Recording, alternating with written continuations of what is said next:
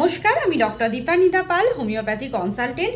আজ এই ভিডিওটির মাধ্যমে আপনাদের জানাবো রক্তে যদি ইউরিক অ্যাসিডের পরিমাণ বেশি থাকে সেক্ষেত্রে মেনলি চারটি আমি খাবারের নাম বলবো যেগুলো আপনারা একদমই এড়িয়ে চলবেন। প্রথমে বলছি রেড মিট অবশ্যই আপনাদের এড়িয়ে চলা উচিত, কিন্তু আপনাদের যদি খেতে ইচ্ছা করে সেক্ষেত্রে আপনারা মাসে একদিন খেতে পারেন এবং অল্প পরিমাণে খেতে পারেন।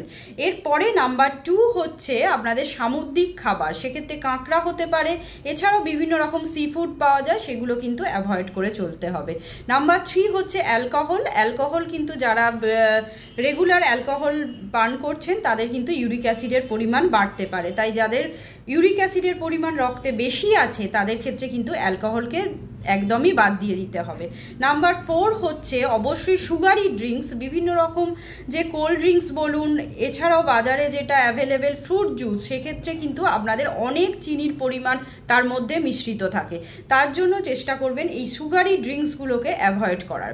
এই চারটে মেন বললাম যেগুলো আপনাদের ইউরিক অ্যাসিডের পরিমাণকে অনেকটাই বাড়িয়ে দিতে পারে।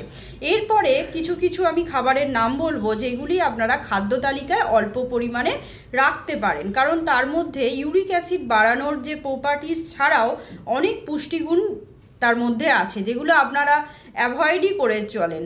সেইগুলোর মধ্যে হচ্ছে আপনাদের অনেকেই জানেন যে মুসুর ডাল, পালং শাক, এছাড়াও পনির আছে, আপনারা বিট, অনেকেই খাদ্য তালিকা থেকেই ফুলকপি, বাঁধাকপি এগুলোকে একদমই বাদ দিয়ে দেন, কিন্তু এগুলো বাদ দেবেন না, এগুলো অল্প পরিমাণে আপনারা রাখতে পারেন।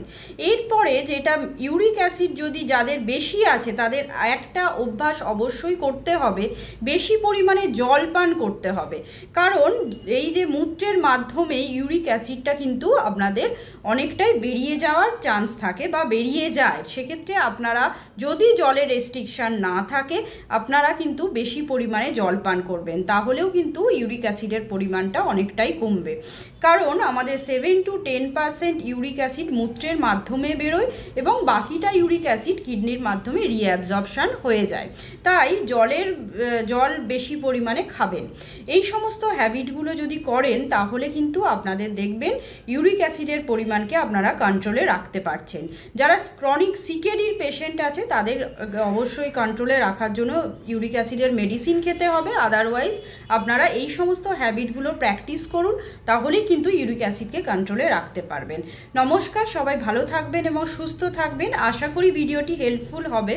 যদি হেল্পফুল হয়ে থাকে অবশ্যই চ্যানেলটিকে সাবস্ক্রাইব করবেন এবং ফেসবুক থেকে দেখে থাকলে অবশ্যই ফলো করে রাখবেন, যাতে ফার্দার যে হেলথ টিপসগুলো আমি প্রোভাইড করব সহজেই পেয়ে যান। নমস্কার।